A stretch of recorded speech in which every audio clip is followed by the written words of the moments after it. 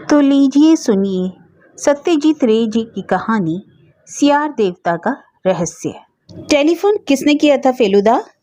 यह सवाल करते ही मेरी समझ में आया कि मैंने तो एक बेवकूफ़ी की है, क्योंकि फेलुदा योगाभ्यास के समय बातचीत नहीं करता।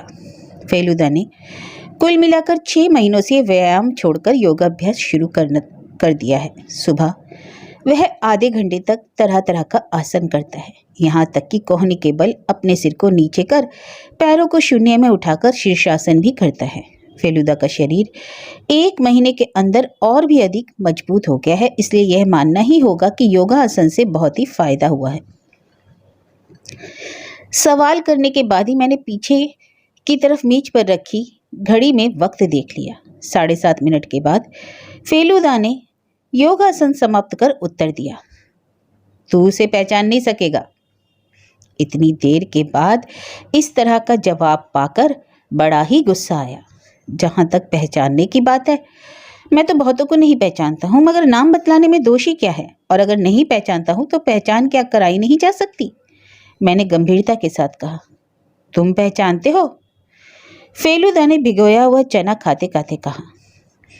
पहले पहचानता नहीं था, मगर अब जान पहचान हो गई है। कुछ दिन पहले हमें पूजा की छुट्टी मिल चुकी है।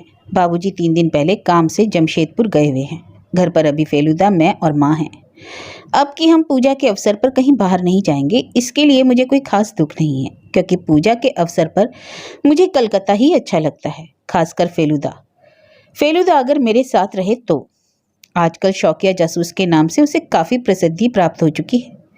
फलस्वरूप बीच बीच में रहस्य का पता लगाने के लिए उसकी बुलाहट होती है, और इसमें कोई आश्चर्य की बात ही नहीं है। इसके पहले मैं हर रहस्य के मामले में फेलुदा के साथ रहा हूँ। डर लगता है नाम अधिक फैल जाने के कारण वह एक दिन एकाएक कहीं यह न कह बैठे कि तुझे अपने साथ नहीं लूंगा, मगर अभी तक ऐसी बात नहीं हुई। मेरा विश्वास है कि वह जो मुझे अपने साथ रखता है उसके पीछे एक कारण है। संभवतः उसके साथ एक कच्ची उम्र के लड़के को देखकर अनेकों उसे जासूस समझते ही नहीं। यह एक बहुत बड़ी सुविधा है। जासूस अपने आप को जितना छिपा कर रख सके, उसके लिए यह बात उतनी ही लाभदायक है।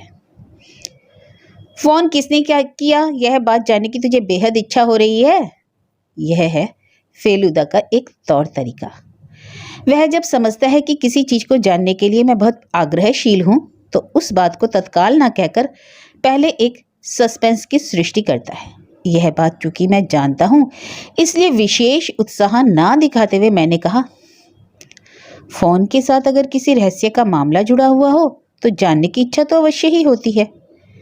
बनियान पर अपनी हरी धारीदार कमीज को पहनते हुए फेलुदा ने कहा, उस आदमी का नाम है नीलमणि सान्याल, रॉलैंड रोड में रहता है। बहुत जरूरी काम से मुझे बुला भेजा है।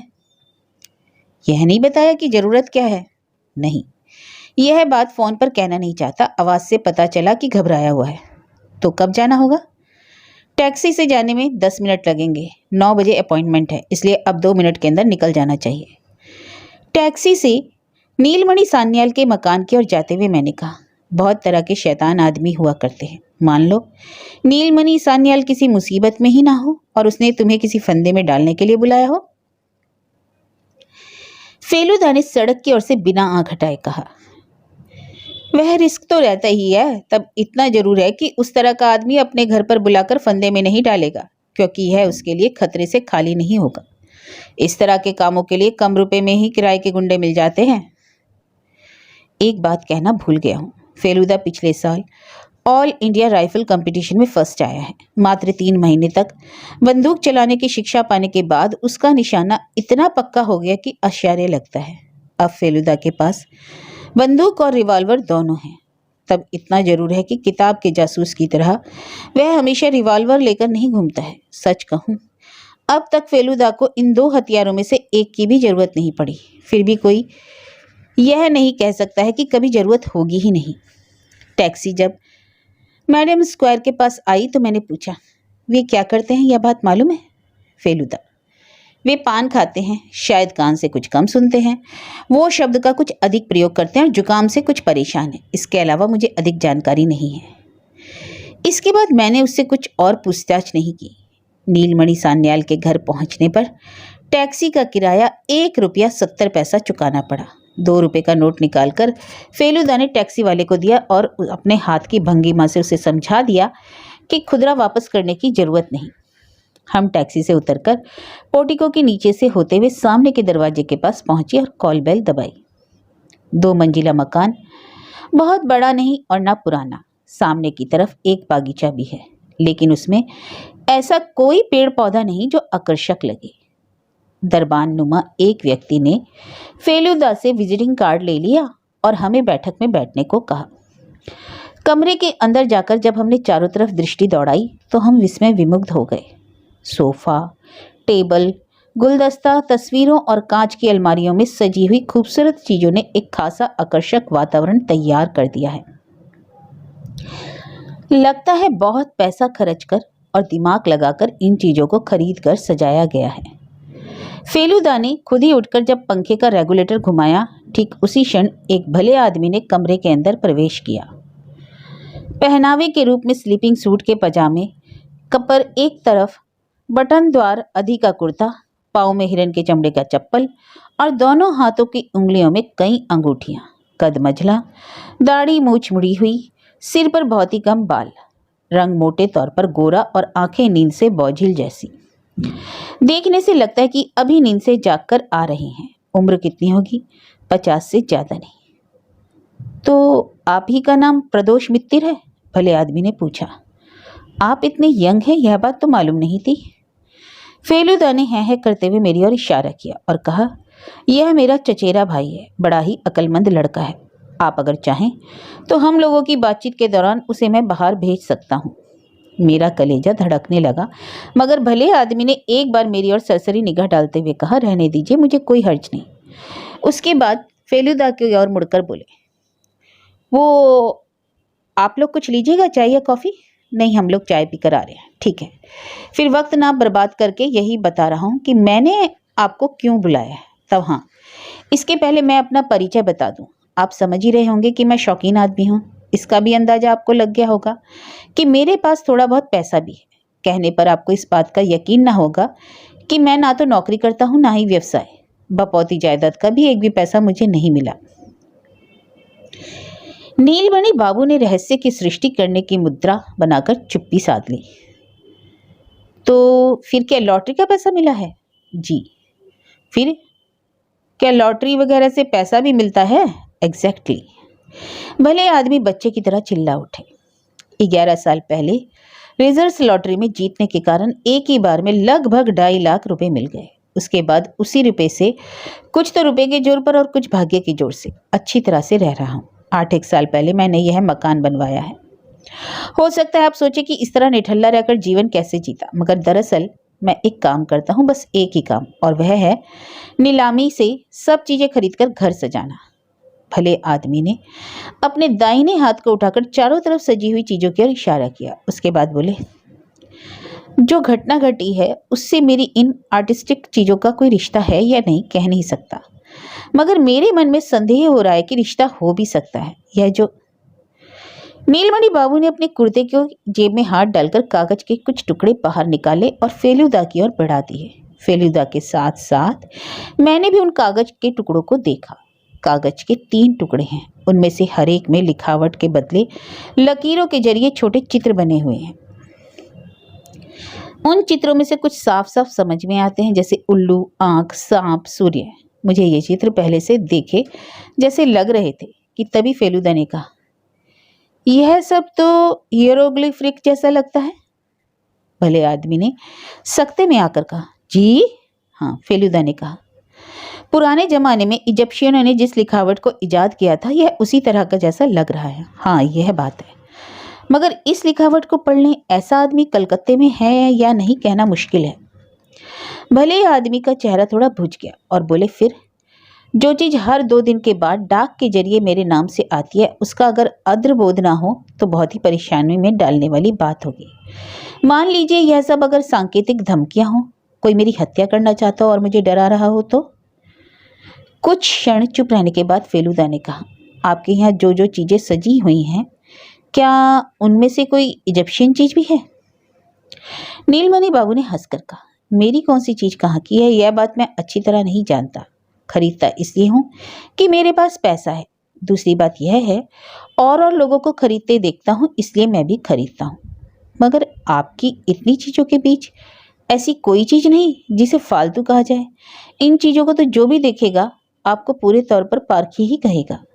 भले आदमी ने मुस्कुराकर कहा, जानते हैं बात क्या है, इन मामलों में अगर कोई चीज ऐसी होती है जिसकी जानकारी सभी को हो तो उसकी कीमत ज्यादा होती है। पैसा जब है तो मैं वैसी चीज क्यों ना खरीदूं जो सबसे बेहतरीन हो। बहुत बड़े बड़े ग्राहकों से ऊंची बोली बोलकर नीलामी में मैंने ये सब चीजें खरीदी हैं, इसलिए मेरे पास अगर बेहतरीन चीजें हैं तो इसमें कोई अचरज की तो बात नहीं।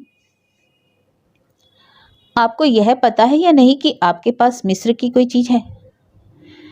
नीलमणि बाबू सोफे से उठकर कांच की एक अलमारी की ओर गए और उसके ऊपर के ताक से बित्ती भर की लंबी एक मूर्ति उतार कर फेलुदा को दी।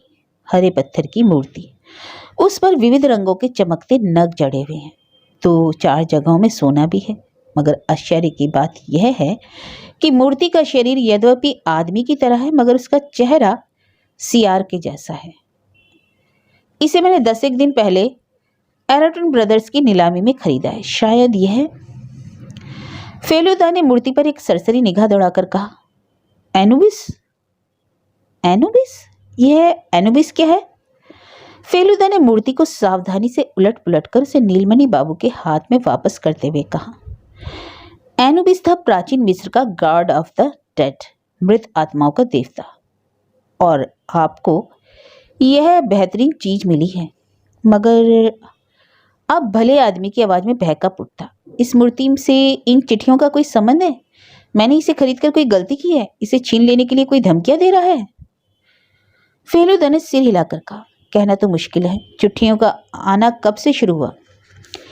पिछले सोमवार से, यानी मूर्ति खरीदने से ही। हाँ, लिफाफे आपके पास है? नहीं, फेंक दिए, रखना ही संभवतः उचित था। मगर लिफाफे बिल्कुल मामूली थे, मामूली टाइपराइटर से ही पता लिखा गया था। एल्गिन रोड पोस्ट ऑफिस की मुहर थी। ठीक है। फेलुदा उठकर खड़ा हो गया। मुझे ऐसा नहीं लगता कि अभी कोई कार्रवाई की जाए। सेफ साइड से रहने के लिए इतना ही कीजिएगा कि मूर्ति को अलमारी में रखने की बजाय अपने हाथ के पास रखिएगा। हॉल में एक आदमी के घर से इस तरह की चीजों की चोरी हो गई है। ओह, ऐसी बात है? हाँ, एक सिंधी सज्जन के घर से। जहां तक मुझे मालूम है चोर अब तक पकड़ा नहीं जा सका है। हम कमरे से निकलकर बाहर लेडिंग में चले आए। फेलुदा ने कहा, आपसे मजाक कर सकता हो ऐसा कोई व्यक्ति आपको याद आ रहा है? भले आदमी ने सिर हिलाकर कहा, कोई नहीं, पुराने मित्रों से बहुत दिनों से संपर्क टूट गया। और शत्रु? भले आदमी कुछ ही क्षणों तक चुप रहे। उसके बाद उन्होंने कहा, धनी आदमी का शत्रु हमेशा ही है, लेकिन शत्रु समझकर कोई अपना परिचय नहीं देता है। आमने सामने मुलाकात होने पर सभी सम्मान से बातचीत करते हैं। आपने बताया था कि मूर्ति आपने नीलामी में खरीदी? हाँ, एराटन ब्रदर्स की नीलामी में। उस पर और किसी को लोभ था? यह बात सुनकर वे अचानक तनिक उत्तेजना में आ गए और हाथ मलने लगे। उसके बाद बोले, आपने यह बात पूछकर मेरी चिंता के एक नए पहलू को उजागर कर दिया। नीलामी के दौरान एक सज्जन से मेरी कई बार होड़ लग चुकी है। उस दिन भी यही बात हुई थी। वे कौन है? प्रतुल्य दत्त। क्या काम करते हैं? शायद वकील थे, रिटायर हो चुके हैं। उस दिन हम दोनों में अंत तक होड़ लगी रही। उसके बाद जब मैंने 12,000 कहा तो वे चुप हो गए। याद है, नीलामी के बाद जब मैं बाहर आकर गाड़ी पर बैठा, अचानक उनसे मेरी आंखें मिल गईं। उनकी दृष्टि मुझे कतई अच्छी नहीं लगी। ओह, आई सी। हम नीलमणि बाबू के घर से बाहर निकल आए। गेट की तरफ चहलकदमी करते हुए फेलुदा ने पूछा, इस मकान में आप लोग बहुत से आदमी रहते हैं? नीलमणि बाबू ने हंसकर कहा, आप क्या कह रहे हैं साहब, मेरे जैसा अकेला आदमी आपको कलकत्ते में शायद ही मिलेगा। ड्राइवर, माली, 2 पुराने विश्वसनीय नौकर और मैं, बस इतने ही जने हैं। फेलुदा के इसके बाद वाले प्रश्न की उन्होंने कतई प्रत्याशा नहीं की थी। इस घर में कोई लड़का भी रहता है? एक क्षण तक वे अवाक खड़े थे। उसके बाद एक काका लगाते हुए कहा, देख रहे हैं ना, मैं तो भूल ही गया था। दरअसल आदमी कहने से मैं बालिगों के बारे में सोच रहा था। 10 एक दिनों से मेरा भांजा झंटू यहाँ आकर ठहरा हुआ है। उसके पिताजी व्यवसाय करते हैं। यह अभी उसी दिन की बात है कि वे जापान चले गए, झंटू को मेरे पास छोड़ गए। वह बेचारा यहाँ आते ही इन्फ्लुएंजा की चपेट में आ गया। उसके बाद एकाएक फेलुदा की ओर देखते हुए बोले, आपको बच्चों की बात कैसे याद आई? फेलुदा बोला, बैठक में एक अलमारी के कोने से एक पतंग झांक रही थी, उसी को देखकर। नीलमणि बाबू का नौकर टैक्सी लाने गया। टैक्सी रोड़े बिछी सड़क से कड़कड़ आवाज करती हुई पोर्टिको के नीचे आकर खड़ी हुई। फेलुदा ने टैक्सी में बैठने के समय कहा, अगर कोई संदेहजनक बात हो तो मुझे फौरन सूचित कीजिएगा। अभी ऐसा नहीं लगता कि कोई कार्रवाई की जाए। घर वापस जाते समय मैंने फेलुदा से कहा, सियार देवता का चेहरा इतना डरावना लगता है? फेलुदा, आदमी के धड़ में किसी भी चीज का सिर जोड़ देने से वह डरावना लगने लगता है। बात सिर्फ सियार के साथ ही नहीं है। मैंने कहा, पुराने इजिप्शियन देवता मूर्ति घर में रखना तो बड़ा ही खतरनाक है। तुमसे यह किसने कहा? वह तुम्ही ने तो कहा था। बिल्कुल नहीं, मैंने यही कहा था कि जिन पुरातत्वविदों ने मिट्टी खोदकर प्राचीन इजिप्शियन मूर्तियां बाहर निकाली, उनमें से कुछ एक की हालत बदतर हो गई। हाँ, वह जो एक गोरा था उसकी तो मौत ही हो गई। क्या था उसका नाम? लॉर्ड कार्नावरन। और उसका कुत्ता उसके साथ नहीं था। कुत्ता विलायत में था, साहब इजिप्ट में था। तुतनखामेन की कब्र खोदकर मूर्तियां निकालने के कुछ दिन बाद ही कार्नावरन भयंकर बीमारी की चपेट में पड़कर मर गया। उसके बाद खबर मिली, जिस वक्त साहब की मृत्यु हुई ठीक उसी वक्त बिना किसी बीमारी के रहस्यमय ढंग से हजारों मील दूर उसका कुत्ता भी मौत के मुंह में समा गया। प्राचीन इजिप्ट की किसी चीज पर जैसे मेरी नजर पड़ती है, फेलुदा से सुनी हुई इस अजीब घटना की मुझे याद आ जाती है। सियार देवता की एनुबिस की मूर्ति भी किसी आदम के जमाने के इजिप्शियन बादशाह की कब्र से आई है। नीलमणि बाबू क्या यह सब नहीं जानते? जान सुनकर विपत्ति को बुलाने के पीछे कौन सा मजा है, यह बात मेरी समझ में नहीं आती। दूसरे दिन भोर 5:45 बजे हमारे घर में अखबार के बंडल के गिरने के साथ ही टेलीफोन घनघना उठा। मैं फोन उठाकर हेलो कहकर दूसरी तरफ की बात सुनने की प्रतीक्षा कर ही रहा था कि तभी फेलुदा ने फोन मेरे हाथ से ले लिया। एक एक कर 3 बार 2 बार ओह और 1 बार अच्छा ठीक है कहकर फोन नीचे रख दिया और भर्राई आवाज में कहा, एनुबिस गायब हो गया है, अभी तुरंत चलना है। सुबह ट्रैफिक कम होने के कारण नीलमणि सल्यान के घर पहुंचने में 7 मिनट लग गए। टैक्सी से उतरते ही देखा नीलमणि बाबू अपने चेहरे पर बेचैनी का भाव लिए मकान के बाहर हम लोगों की प्रतीक्षा में खड़े हैं। फेलुदा पर नजर पड़ते ही बोले, नाइटमेयर के बीच से गुजरा हूं जनाब, इस तरह का हॉरिबल अनुभव नहीं हुआ। हम इस बीच बैठक में आ चुके थे। भले आदमी ने हमारे बैठने के पहले ही बैठकर अपनी कलाइयां दिखाई। देखा आदमी जहां घड़ी पहनते हैं उससे ठीक नीचे रस्सी का दाग लगा हुआ है और उनके दोनों हाथ लाल हो गए हैं। फेलुदा, बात क्या है? भले आदमी ने दम लेकर भर्राई आवाज में कहना शुरू किया, आपके कहे अनुसार कल मूर्ति को सोने के कमरे में ले जाकर तकिए के नीचे रख दिया था। अब लगता है वह जहां थी वहीं अगर पड़ी रहती तो कम से कम शारीरिक यातना तो नहीं भोगनी पड़ती। खैर, मूर्ति को सिर के नीचे रखकर मैं मजे से सोया हुआ था कि तभी पता नहीं रात को कितने बजे बहुत ही बुरी हालत में मेरी नींद टूट गई। देखा किसी ने कसकर मेरा मुंह अंगूठे से बांध दिया। गले से आवाज निकलने के रास्ते को बंद देखकर मैंने अपने हाथ से अड़चन डालने की कोशिश की और ठीक उसी वक्त मेरी समझ में यह बात आई कि अपने से अधिक शक्तिशाली व्यक्ति के शिकंजे में फंस गया हूं। बात की बात में मेरा हाथ पीछे की ओर उमेट दिया। उसके बाद फिर तकिए के नीचे से मूर्ति लेकर चलता बना। भले आदमी दम लेने के लिए कुछ क्षण तक खामोश रहे। उसके बाद बोले, शायद 3 घंटे तक हाथ बंधे जैसी हालत में पड़ा रहा। पूरे शरीर में झिनझिनी समा गई। सुबह मेरे नौकर नंदलाल जब चाय लेकर आया तो मुझे उस हालत में देखकर उसने डोरी खोल दी और फौरन मैंने आपको फोन किया। मैंने देखा फेलुदा के चेहरे का भाव बदल गया। वह सोफा छोड़कर खड़ा हो गया और बोला, एक बार आपका कमरा देखना चाहता हूं और जरूरत पड़ी तो आपके मकान की तस्वीरें लूंगा। कैमरा भी फेलुदा के झक्कीपन में शुमार है। नीलमणि बाबू हमें 2 मंजिले के अपने सोने के कमरे में ले गए। कमरे के अंदर घुसते ही फेलुदा ने कहा, खिड़की में सलाखें नहीं है?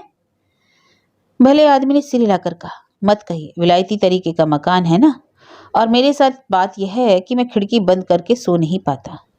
फेलुदा ने खिड़की से गर्दन बढ़ाकर नीचे की ओर देखते हुए कहा, बहुत आसान बात है, पाइप है, कर्निश है, कोई भी जवान आदमी खिड़की के कमरे से अंदर आ सकता है। उसके बाद फेलुदा ने कमरे की चारों तरफ भली भांति देखकर और तस्वीरों को उलट पुलट कर देखते हुए कहा, अब मकान के बाकी हिस्से को भी घूम फिर कर देखना चाहता हूँ। नीलमणि बाबू ने पहले 2 मंजिला मकान दिखाया। बगल के कमरे में एक खाट पर 12-13 साल के एक लड़के को गले तक रजाई ओढ़कर पड़े दिखा। उसकी आंखें बड़ी बड़ी हैं और देखने से लगता है कि उसका स्वास्थ्य ठीक नहीं। समझ गया, यही झंटू है। नीलमणि बाबू ने कहा, कल ही डॉक्टर बोस झंटू की नींद की दवा दे गए, इसलिए रात में उसके कानों में कोई आवाज नहीं पहुंची थी। 2 मंजिले के और 2 कमरों को देखकर एक मंजिल के कमरों पर सरसरी निगाह दौड़ाकर हम बाहर चले आए। नीलमणि बाबू के कमरे की खिड़की के नीचे कई फूलों के टब देखे, जिनमें पाम जैसे पेड़ लगे हुए थे। फेलुदा यह देखने लगा कि टबों के अंदर कुछ है या नहीं। शुरू के 2 टबों में तो उसे कुछ ना मिला। तीसरे के पत्तों के अंदर टटोलने पर एक टीन का छोटा सा डब्बा मिला। उसके ढक्कन को खोलकर नीलमणि बाबू की ओर बढ़ाते हुए कहा, इस मकान में कोई आदमी सूंघनी का सेवन करता है? नीलमणि बाबू ने नास कहकर सिर हिलाया। फेलुदा ने डिब्बे को अपनी पैंट की जेब में रख लिया। अब कि नीलमणि बाबू ने बहुत ही उदासी भरे स्वर में कहा, मिस्टर मित्तर, और कोई बात नहीं, एक मूर्ति चली गई, ना होगा तो दूसरी खरीद लूंगा, मगर एक डाकू मेरे घर पर आकर मुझ पर जोर जुल्म करके चला जाए, यह बात बर्दाश्त के बाहर है। आपको इसका कोई ना कोई रास्ता तो निकालना ही होगा। आप अगर उस आदमी को पकड़वा दें तो मैं आपको यानी और क्या पारिश्रमिक, हाँ पारिश्रमिक यानी रिवॉर्ड दूंगा। फेलुदा ने कहा, रिवॉर्ड कोई बड़ी बात नहीं है, अगर आप देना चाहते हैं तो दीजिएगा, मगर मैं इस काम की जिम्मेदारी जो अपने माथे पर ले रहा हूँ उसका प्रधान कारण यह है कि इस तरह की खोजबीन के पीछे एक चैलेंज है, आनंद है। यह बात सुनकर मुझे लगा कि बड़ी बड़ी जासूसी कहानियों में जासूस लोग जिस तरह की बातें कहते हैं वैसे ही फेलुदा ने भी कही। इसके बाद लगभग 10 मिनटों तक फेलुदा ने नीलमणि बाबू के ड्राइवर गोविंद, नौकर नंदलाल और पांचू तथा माली नटवर से बातें की। सभी ने बताया कि रात में उन्होंने कुछ अस्वाभाविक घटते हुए नहीं देखा। बाहरी आदमी में सिर्फ डॉक्टर बोस रात के 9 बजे झंटू को देखने आए थे। नीलमणि बाबू संभवतः एक बार मुखर्जी के दवाखाने से दवा लेने के लिए बाहर भी निकले थे। लौटती बार में मैं जरा अनमना था। अचानक ध्यान में आया टैक्सी हमारे घर के रास्ते को छोड़कर कहीं दूसरी ओर ही जा रही है। फेलुदा को गंभीर पाकर उससे मैंने कुछ और पूछताछ नहीं की। टैक्सी फ्री स्कूल स्ट्रीट के एक मकान के सामने रुकी। देखा मकान के सदर दरवाजे के ऊपर साइन बोर्ड पर बड़े बड़े रुपहले अक्षरों में लिखा है एराटन ब्रदर्स, यानी नीलामी की दुकान। मैंने कभी नीलाम घर नहीं देखा था, पहली बार देखकर अचंभे में आ गया। इतनी तरह की अजूबा चीजें एक साथ कभी देखने को मिली ही नहीं। फेलुदा का काम 2 मिनटों में निपट गया। प्रतुल दत्त का पता है 7/1 लवलक स्ट्रीट। मैंने मन ही मन सोचा, प्रतुल दत्त के घर पर जाने पर भी फेलुदा को अगर निराश होना पड़ा तो फिर उसके घर कहीं जाने का रास्ता नहीं रह जाएगा। इसका मानो यही है कि फेलुदा ने हार स्वीकार कर ली। और तब मेरी क्या हालत होगी मालूम नहीं, क्योंकि अब तक फेलुदा को कभी हार स्वीकार करते नहीं देखा। वह किसी मामले में हर तरफ से निराश होकर मुंह लटकाए बैठा हो, इस दृश्य की तो मैं कल्पना भी नहीं कर सकता। मुझे उम्मीद है जल्द ही उसे किसी सुराग का पता चल जाएगा। हालांकि मुझे अभी अंधेरा ही अंधेरा दिख रहा है। दोपहर के समय खाना खाते खाते मैंने कहा, तो इसके बाद? उसके चावल के ढेर पर एक गड्ढा बनाकर उसमें एक कटोरा मूंग की दाल डाली और कहा, इसके बाद मछली, फिर चटनी और फिर दही। उसके बाद पानी पीकर मुंह धोऊंगा, फिर एक बीड़ा पान खाऊंगा। उसके बाद एक जगह फोन कर आधे घंटे तक नींद लेता रहूंगा। इन सबों में टेलीफोन ही मेरे लिए सबसे दिलचस्प खबर है, इसलिए मैं उसी के इंतजार में बैठा रहा। डायरेक्टरी से मैंने प्रतुल दत्त का नंबर खोजकर निकाल दिया। नंबर डायल कर हेलो कहने के समय फेलुदा ने अपनी आवाज को बिल्कुल बदलकर एक बूढ़े आदमी की जैसी आवाज बना ली। फोन पर जो बातें हुई उनमें से एक ही तरफ की बातें मैं सुन सका। उसको यहाँ ज्यों का त्यों पेश कर रहा हूँ। हेलो, मैं नागतला से बोल रहा हूँ। जी, मेरा नाम जय नारायण बागची है। मुझे प्राचीन कारुकार्य के शिल्पों के प्रति गहरी दिलचस्पी है। इस पर मैं एक पुस्तक लिखने जा रहा हूँ।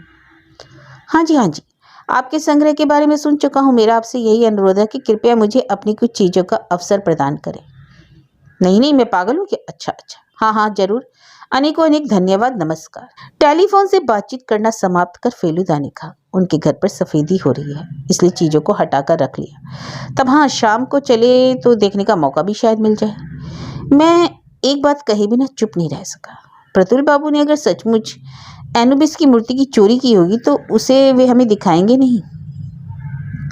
फेलुदा ने कहा, अगर तेरी तरह बेवकूफ़ होंगे तो दिखा भी सकते हैं, और संभावना इस बात की है कि नहीं दिखाएंगे।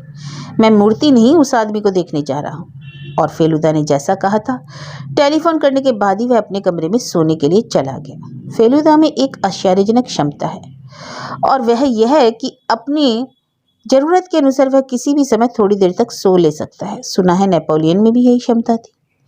वह लड़ाई के मैदान में जाने के पहले घोड़े की पीठ पर बैठे बैठे नींद लेकर अपने बदन को तरोताजा कर लिया करता था। मेरे पास करने के लिए कोई खास काम नहीं था, इसलिए फेलुदा के आले में से इजिप्शियन आर्ट की एक पुस्तक निकालकर मैं उसे उलट पुलट कर देखने लगा। तभी क्रिंग क्रिंग करके फ़ोन बज उठा। मैं दौड़ता हुआ अंदर गया और फ़ोन उठा लिया। हेलो।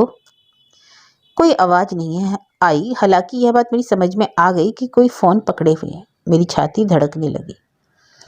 लगभग 10 सेकंड के बाद एक गंभीर और कर्कश आवाज़ सुनाई पड़ी। प्रदोष मित्र हैं? मैंने थूक निकल कर कहा।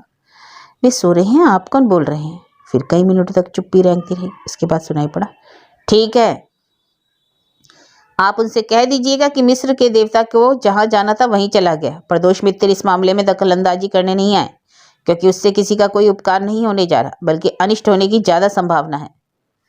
उसके बाद खट से फ़ोन रखने की आवाज़ आई। फिर चुप्पी छा गई। पता नहीं मैं कब तक फ़ोन पकड़े सांस रोके बैठा रहा। अचानक फेलुदा की आवाज़ कानों में आई और मैंने रिसीवर को यथास्थान रख दिया। कौन फ़ोन कर रहा था? मैंने फ़ोन से जो कुछ सुना बता दिया। फेलुदा गंभीर चेहरा लिए बोहें सिकोड़कर सोफे पर बैठते हुए बोला, तू अगर मुझे बुला लेता, मैं क्या करता? कच्ची नींद से जगाने से तुम बिगड़ उठते हो। उस आदमी के गले की आवाज़ किस तरह की थी? गंभीर और घरघराती जैसी। खैर, अभी चलकर एक बार प्रतुल दत्त का चेहरा तो दिखाएं। लग रहा है थोड़ी रोशनी दिखाई पड़ रही है। फिर धुंधलापन तैरने लगा। 6 बजने में 5 मिनट बाकी थे। हम प्रतुल दत्त के मकान में फाटक के सामने टैक्सी से नीचे उतरे। मैं यह दावे के साथ कह सकता हूँ कि हमारे पिताजी भी इस वक्त हमें देखकर पहचान नहीं सकते थे। फेलुदा एक 60 साल के बूढ़े के वेश में सजा हुआ था। खिचड़ी दाढ़ी, आंखों पर मोटे कांच का चश्मा, बदन पर काले रंग का बंद गले का कोट, घुटने तक उठी हुई धोती और मोजे के ऊपर बाटा के भूरे रंग के केट्स जूते। आधा घंटे तक कमरे का दरवाजा बंद कर उसने मेकअप किया और बाहर निकल कर कहा, तेरे लिए 2-3 चीजें रखी हुई है, चटपट पहन ले। मुझे भी मेकअप करना है? मैंने अवाक होकर कहा।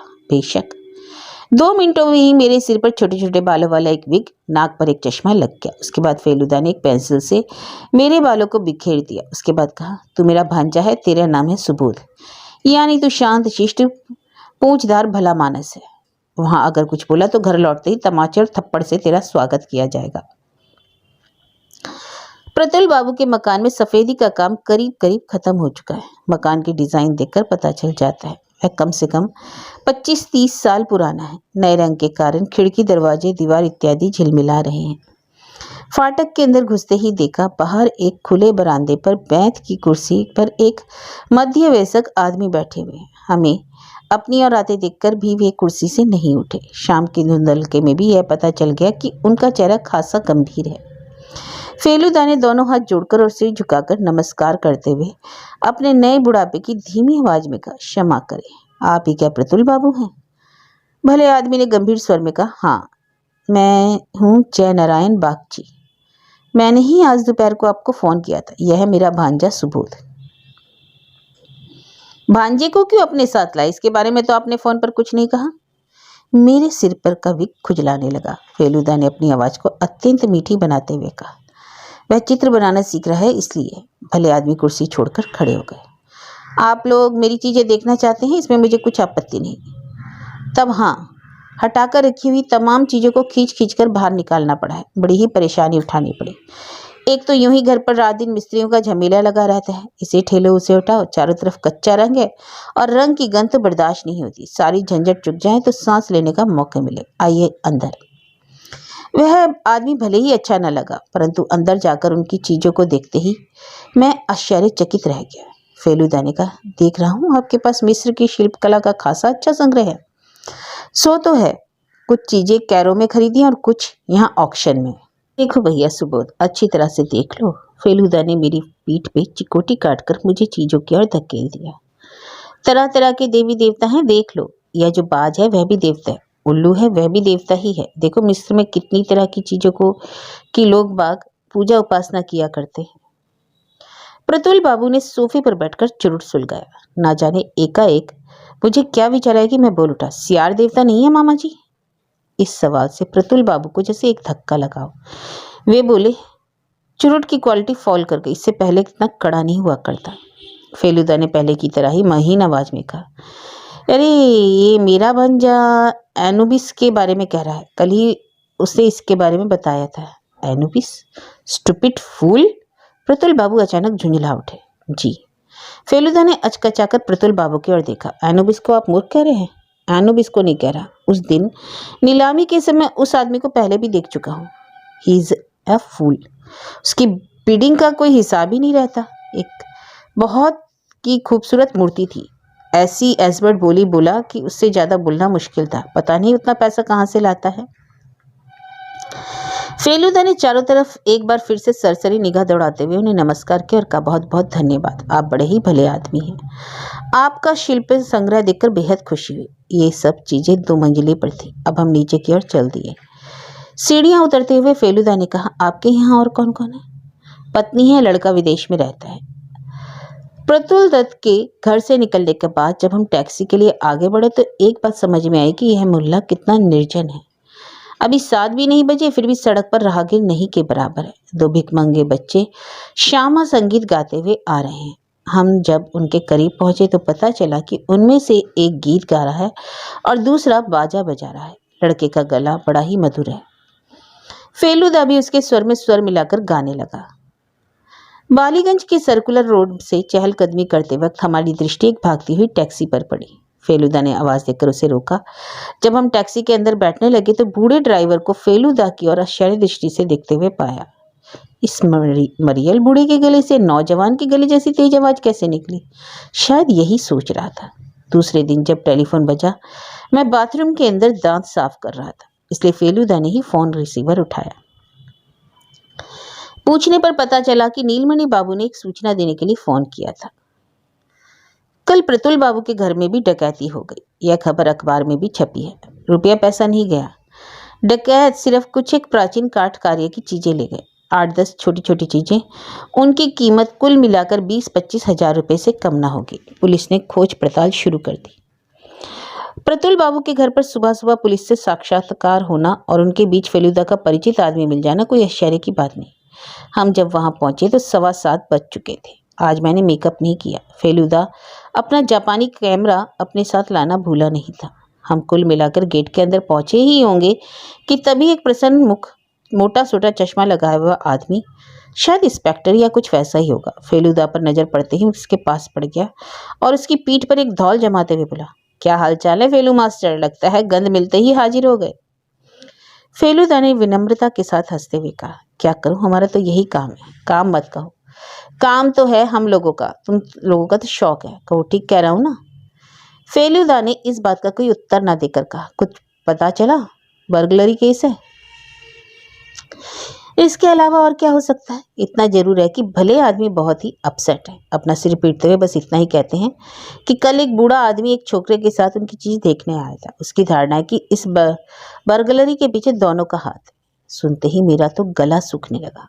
फेलूदा वास्तव में बीच बीच में बड़ा ही बेढब काम कर बैठता है, मगर फेलूदा में घबराहट का नामो निशान नहीं था। वह बोला, फिर उस बूढ़े का पता चलते ही चोर पकड़ में आ जाएगा। यह तो बड़ा ही आसान मामला है। छोटे पुलिस के अफसर ने कहा, बहुत ही अच्छी बात कह रहे हैं, एक बारगी उपन्यास के खाटी जासूस की तरह। वाह।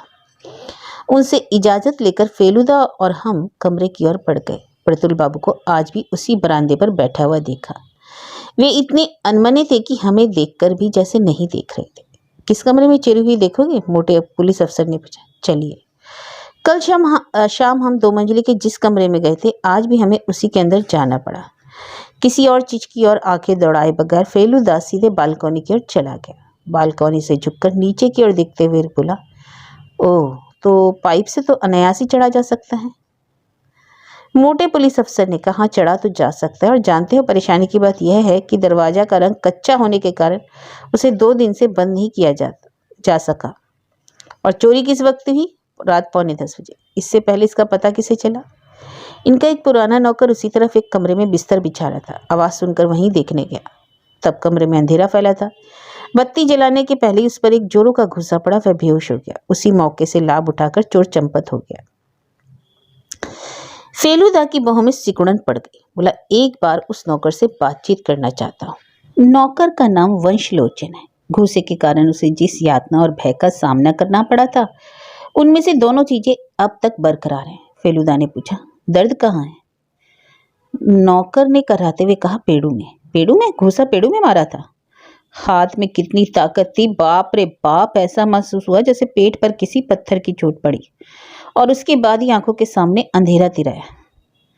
तुम्हें आवाज कब सुनाई पड़ी थी? उस वक्त तुम क्या कर रहे थे? मैंने टाइम तो नहीं देख रहा था बाबू। तब मैं माजी के कमरे में बिस्तर बिछा रहा था। 2 बच्चे मिलकर कीर्तन गा रहे थे और मैं सुन रहा था। माजी पूजा घर में थी। वे बोली, बच्चों को जाकर पैसा दे दो। मैं जाने को था कि तभी बाबू ने कमरे से बर्तन गिरने की आवाज़ आई।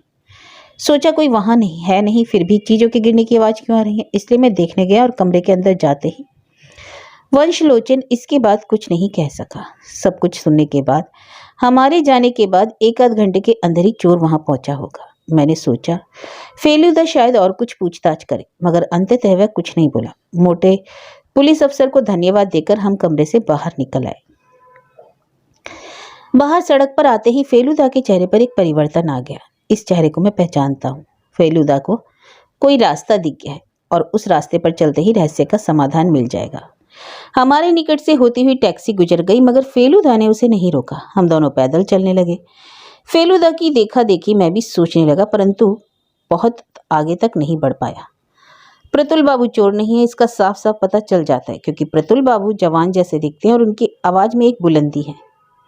मगर यह बात फिर भी मुमकिन जैसी नहीं लग रही कि प्रतुल बाबू एक पाइप से चढ़कर 2 मंजिले पर पहुंच सकते हैं। उसके लिए बहुत कम उम्र के आदमी की जरूरत पड़ती कि चोर कौन है और फेलूदा किस चीज के बारे में इतनी तालीनता से सोच रहा है। कुछ देर तक पैदल चलने के बाद हम नीलमणि बाबू की दीवार के पास पहुंच गए। दीवार को अपनी बाईं ओर छोड़कर फेलूदा आगे बढ़ने लगा। कुछ दूर के बाद दीवार बाईं ओर मुड़ गई। फेलूदा मुड़ गया और उसके साथ साथ मैं भी। इस ओर कोई रास्ता नहीं, घास पर से होकर चलना पड़ता है। मुड़ने के बाद 18 या 19 कदम चला होगा कि फेलूदा एकाएक ठिठक कर खड़ा हो गया और दीवार के एक हिस्से को बड़े गौर के साथ देखने लगा। उसके बाद बिल्कुल करीब जाकर उस जगह की एक फोटो खींची। देखा वहां एक भूरे रंग के हाथ की छाप है। पूरे हाथ की नहीं, 2 उंगलियों और हथेली के कुछ अंश की, मगर उससे पता चल जाता है कि यह बच्चे के हाथ की छाप है।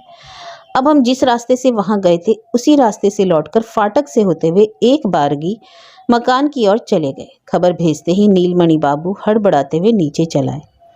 हम तीनों जब बैठक के अंदर बैठ गए तो नीलमणि बाबू ने कहा, आपसे कहूँगा तो पता नहीं आप क्या सोचेंगे, मगर हकीकत यही है कि आज मेरा मन कल के से हल्का है। हमारी ही तरह एक और व्यक्ति की दुर्दशा हुई है और यह सोचकर तकलीफ कुछ कम हो गई, मगर जब तक एक सवाल का जवाब ना मिलेगा मेरी तकलीफ दूर नहीं होगी। और वह सवाल है, आखिर मेरा एनुबिस गया कहाँ? बतलाइए, आप इतने बड़े डिटेक्टिव हैं।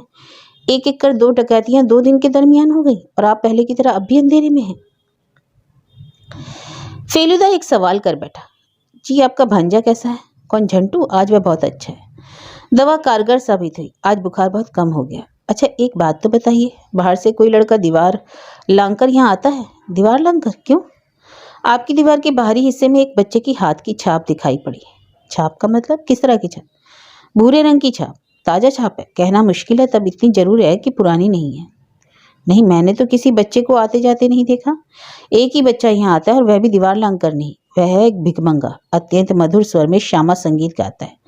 तब हाँ, मेरे बगीचे के पश्चिम तरफ तरी का एक पेड़ है। बीच बीच में मोहल्ले के लड़के दीवार लांघकर यहाँ ना आते हों और पेड़ के फल तोड़कर ना खाते हों, इसकी गारंटी नहीं दे सकता। नीलमणि बाबू ने अब पूछा, चोर के बारे में और कुछ जानकारी हासिल नहीं कर पाए? फेलुदा सोफे से उठकर खड़ा हो गया। उसके हाथ में गजब की ताकत है। एक ही घूसे में प्रतुल बाबू के नौकर को बेहोश कर डाला। फिर यहाँ और वहाँ एक चोर ने चोरी की है, इसमें तो कोई संदेह की बात नहीं। हो सकता है तब देह की ताकत यहाँ वैसी कोई बड़ी बात जैसी नहीं लगती, एक भयंकर बुद्धि का भी संकेत मिलता है। नीलमणि बाबू का चेहरा उतर गया। बोले, मुझे उम्मीद है उस बुद्धि को परास्त करने की बुद्धि आप में है, और अगर नहीं है तो मुझे अपनी मूर्ति वापस पाने की आशा छोड़नी ही होगी। फेलुदा ने कहा, आप 2 दिन और इंतजार कीजिए। आज तक फेलुदा मित्र ने हार नहीं मानी।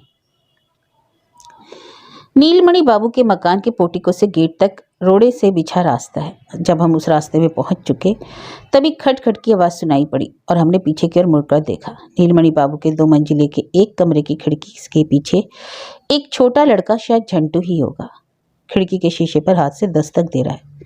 मैंने कहा, झंटू है। फेलुदा ने कहा, देख चुका। दोपहर भर फेलुदा अपनी नीली कॉपी में अपनी आदत के अनुसार ग्रीक अक्षरों में क्या क्या अंटसंट लिखता रहा। जानता है असल में वह अंग्रेजी है, मगर उसके अक्षर ग्रीक हैं, इसलिए कि पढ़कर कोई उसकी असली मतलब नहीं समझ सके। मेरी बोलचाल फेलुदा से एकदम बंद है और एक तरह से अच्छा ही है। अभी उसका सोचने का समय है, बोलने का नहीं। बीच बीच में उसे गीत गुनगुनाते देखता हूँ। यह उस भिखमंगे बच्चे के द्वारा गाया हुआ वही राम प्रसादी संगीत है। तीसरे पहर 5 बजे चाय पीकर फेलुदा बोला, मैं जरा बाहर निकल रहा हूँ। पॉपुलर फोटो से मुझे अपनी तस्वीर का एनलार्जमेंट ले आना है। घर पर मैं अकेला ही रह गया।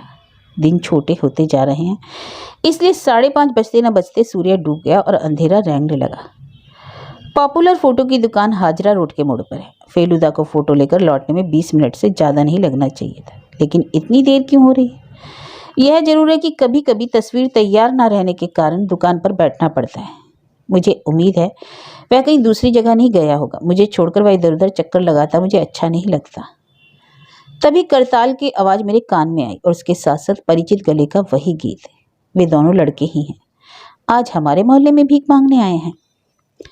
गीत धीरे धीरे आगे की ओर बढ़ता रहा और मैं अपने कमरे की खिड़की के पास जाकर खड़ा हो गया। यहाँ से सड़क दिखाई पड़ती है। हाँ, वे ही लड़के हैं। एक गीत गा रहा था, दूसरा करताल बजा रहा था। कितना मधुर है उस लड़के का स्वर। अब गीत गाना बंद कर दोनों लड़के हमारे घर के सामने खड़े हो गए। ऊपर की ओर चेहरा उठाकर बोले, माँ जी भीख दीजिए। माँ जी। पता नहीं मुझे क्या हुआ कि मैंने 50 पैसे का एक सिक्का खिड़की से लड़कों की ओर फेंक दिया। ठन से आवाज करता हुआ वह सिक्का जमीन पर गिर पड़ा। एक लड़के ने उसे उठाकर झोले में रख लिया, फिर गीत गाता हुआ वहां से रवाना हुआ। एक बात की वजह से मेरा माथा चकराने लगा। हम लोगों का रास्ता हालांकि काफी अंधेरा था, फिर भी भिखमंगे बच्चे ने ऊपर की ओर मुंह उठाकर भीख मांगी तो मुझे लगा कि उसके चेहरे से झंटू का चेहरा हूबहू मिल रहा है। हो सकता है मैंने देखने में गलती की हो, मगर मन में तो एक खटका पैदा हो ही गया। मैंने तय किया कि फेलुदा के आते ही उससे बात कहूंगा। लगभग 6:30 बजे फेलुदा एनलार्जमेंट लेकर वापस आया। उसके चेहरे पर एक तनाव था और मैंने जो सोचा वही हुआ। उसे दुकान में बैठकर इंतजार करना पड़ा। बोला, अब खुद ही एक डार्क रूम तैयार करूंगा और उसी में फोटो का डेवलपमेंट प्रिंटिंग करूंगा। बंगाली दुकानदारों की बात पर यकीन नहीं किया जा सकता। फेलुदा जब अपने बिस्तर पर तस्वीर को फैलाए बैठा था, मैंने उससे भिखमंगे बच्चे की बात बताई। बिना किसी आश्चर्य के उसने कहा, इसमें हैरान होने की कौन सी बात? क्यों, हैरान होने की बात नहीं, मेरे पास तो इससे भयंकर गड़बड़ ही कहा जाएगा। गड़बड़ है? यह बात शुरू में ही मेरी समझ में आ गई थी। तुम क्या कहना चाहते हो कि वह लड़का चोरी के मामले में शामिल है? हाँ, हो सकता है, मगर एक बच्चे के घुसे में क्या इतनी ताकत हो सकती है कि वह एक बूढ़े आदमी को बेहोश कर दे? मैंने तो यह नहीं कहा कि बच्चे ने घुसा मारा है। हाँ, तब ठीक है, फेलुदा ने कहा। यूं मैंने कह तो दिया कि ठीक है, मगर वास्तव में मुझे कुछ ठीक नहीं लग रहा। पता नहीं फेलुदा साफ साफ क्यों नहीं कुछ कह रहा है।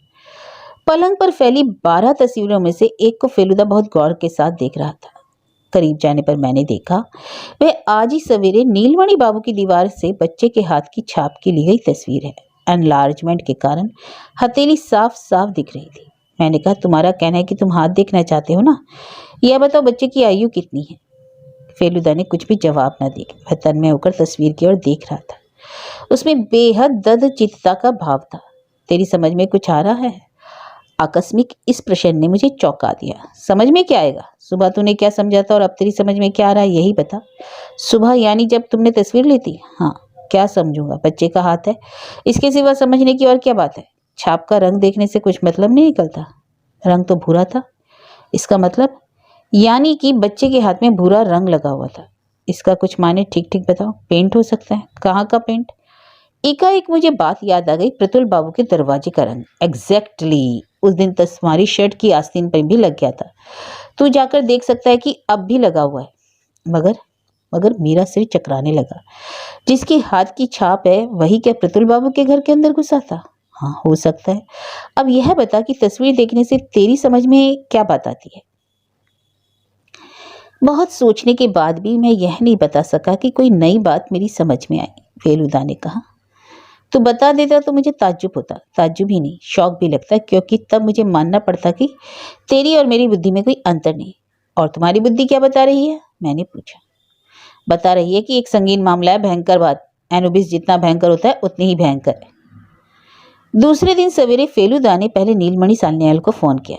हेलो, आप कौन बोल रहे हैं मिस्टर सान्याल? आपके रहस्य का पता चल गया। मूर्ति अब भी मिली नहीं, तब वह कहाँ है इसका मोटे तौर पर अंदाजा लगा लिया। आप क्या घर पर ही रहिएगा? बुखार बढ़ गया? अच्छा, किस अस्पताल में लेकर जा रहे? ओह अच्छा, फिर बाद में मिलूंगा। फोन रखकर फेलुदा ने एक दूसरे नंबर में डायल किया। फुसफुसाकर क्या बातचीत हुई अच्छी तरह सुन नहीं सका। तब हाँ, यह जरूर समझ आया कि फेलुदा पुलिस को फोन कर रहा है। फोन रखकर उसने मुझसे कहा, अभी तुरंत बाहर चलना है, तैयार हो जा। एक तो सुबह यूं ही ट्रैफिक कम रहता है, उस पर फेलुदा ने ड्राइवर से टॉप स्पीड में गाड़ी चलाने को कहा और देखते ही देखते नील बाबू के घर के रास्ते पर आ गए। जब हम गेट पर पहुंचे, नीलमणि बाबू अपने काले रंग की एम्बेसडर गाड़ी पर सवार होकर बहुत तेजी के साथ दूसरी दिशा की ओर रवाना हो गए। सामने ड्राइवर और पीछे नीलमणि बाबू के अतिरिक्त कोई आदमी दिखाई नहीं पड़ा। और जोर से फेलुदा चिल्ला उठा। टैक्सी ड्राइवर ने भी उत्तेजना में आकर एक्सीलेटर को अपने पैर से दबा दिया। सामने की गाड़ी एक भद्दी गौं गौं करती हुई दाहिनी ओर मुड़ गई। अब फेलुदा ने एक ऐसा काम किया जैसा इसके पहले उसने नहीं किया। कोट के अंदर हाथ डालकर अचानक उसने अपना रिवॉल्वर बाहर निकाल लिया और खिड़की से नीचे झुककर नीलमणि बाबू की गाड़ी के पिछले टायर को निशाना बनाकर गोली दाग दी। लगभग एक ही साथ रिवॉल्वर और टायर फटने की आवाज कानों में आई। नीलमणि बाबू की गाड़ी सड़क के एक किनारे तिरछी होकर एक लैंप पोस्ट से टकरा गई। हम लोगों की गाड़ी जैसे ही नीलमणि बाबू की गाड़ी के पास खड़ी हुई, दूसरी दिशा में पुलिस की जीप भी आ गई। नीलमणि बाबू गाड़ी से उतरकर विरक्ति के साथ इधर उधर ताक रहे थे। फेलुदा और मैं टैक्सी से उतरकर नीलमणि बाबू के घर की ओर चल गए। पुलिस की गाड़ी आकर रुक गई। उससे वही मोटा अफसर नीचे उतरा। नीलमणि बाबू अचानक बोल पड़े, यह सब क्या हो रहा है? फेलुदा ने गंभीरता के साथ कहा, क्या मैं जान सकता हूँ कि आपके साथ गाड़ी में ड्राइवर के अलावा और कौन है? और कौन रहेगा? बताई था ना, मैं अपने भांजे को साथ लिए अस्पताल जा रहा था। अब फेलुदा बिना कुछ बोले सीधे नीलमणि बाबू की गाड़ी के पास चला गया। दरवाजे के हैंडल को पकड़कर जोरों से खींचा। दरवाजा खुल गया। दरवाजे को खुलते ही एक बच्चा गाड़ी के अंदर से तीर की तरह बाहर निकला और फेलुदा पर झपटकर उसका गला दबोचने लगा। मगर फेलुदा सिर्फ योगा अभ्यास नहीं करता, उसने कुश्ती की भी शिक्षा पाई है। बच्चे की कलाइयों को पकड़कर उसे एक अजीब तरीके से सिर की तरफ से घुमाकर सड़क पर पटक दिया। बच्चे के मुंह से दर्द के कारण एक चीख निकल पड़ी और उस चीख को सुनकर मैं भी भय से कांप उठा, क्योंकि वह बच्चे के गले की आवाज नहीं थी। वह एक वयस्क आदमी के गले की विकट और जोरदार चीख थी। यही आवाज उस दिन मुझे टेलीफोन पर सुनाई पड़ी। इसी बीच पुलिस ने आकर नीलमणि बाबू की गाड़ी के ड्राइवर और बच्चे को पकड़ लिया। फेलुदा अपनी कमीज का कॉलर ठीक करते हुए बोला। दीवार पर हाथ की छाप देखते ही बात समझ में आ गई। कच्ची उम्र के लड़कों के हाथ में इतनी रेखाएं नहीं हुआ करती। उनका हाथ और भी अधिक कोमल हुआ करता है, लेकिन आकार जब छोटा है तो उसका एक ही मतलब निकल सकता है कि दरअसल यह एक बौने के हाथ की छाप है। बच्चा और कोई नहीं बल्कि एक बौना है। और आपके शागिर्द की उम्र कितनी है? नीलमणि बाबू 40। नीलमणि बाबू के गले से ठीक से आवाज नहीं निकल रही। बहरहाल आपने बड़ी अक्लमंदी से काम निकाला। पहले अपनी चीज की चोरी की घटना खड़ी करके मुझे बुलवाया, उसके बाद अपने आदमी से दूसरे के घर चोरी कराई। आपके घर पर जिसे कल देखा था वह क्या वही भिकमंगा बच्चा है? नीलमणि बाबू ने सिर हिलाकर हामी भरी। इसके माने तो यही है कि असल में वह आपका भांजा नहीं, उसे आपने चोरी के मामले में मदद पहुंचाने के लिए घर पर लाकर रखा है। नीलमणि बाबू सिर झुकाकर खामोश खड़े रहे। फेलुदा कहने लगा, लड़का गीत गाता था और बना खंजड़ी बजाता था। जब चोरी का वक्त आता खंजड़ी भिखारी के हाथ में थमा देता और तब वही बजाता रहता। बौना होने के कारण ही उसकी देह में इतनी ताकत है। एक ही घुसे में वह एक जवान को घायल कर सकता है। वंडरफुल। आपकी अकल की तो तारीफ किए बिना नहीं रहा जाता नीलमणि बाबू। नीलमणि बाबू ने एक लंबी सांस लेकर कहा, मिस्र की प्राचीन चीजों के प्रति मुझ में एक नशा छा गया था। उसके बारे में मैंने गहरा अध्ययन किया। यही वजह है कि प्रतुल बाबू से मैं रश्क किया करता था। फेलुदा ने कहा, लालच बुरी बला है। आप और आपका बौना दोनों पकड़ में आ गए। खैर, अब मैं एक अंतिम अनुरोध करना चाहता हूँ। क्या? मेरा पुरस्कार दीजिए। नीलमणि बाबू फटी फटी आंखों से फेलुदा की ओर देखने लगे। पुरस्कार? एनुबिस की मूर्ति संभवतः आप ही के पास है। नीलमणि बाबू ने बेवकूफ की तरह अपने दाहिने हाथ को कुर्ते की जेब के अंदर डाला। जब हाथ बाहर निकाला तो देखा बित्ते भर लंबे काले पत्थर का मणिमुक्ता जड़ी 4000 साल पुरानी मिस्र की देश की सियारमुखी देवता एनुबिस की मूर्ति। फेलुदा ने हाथ बढ़ाकर उसे ले लिया और कहा, थैंक यू।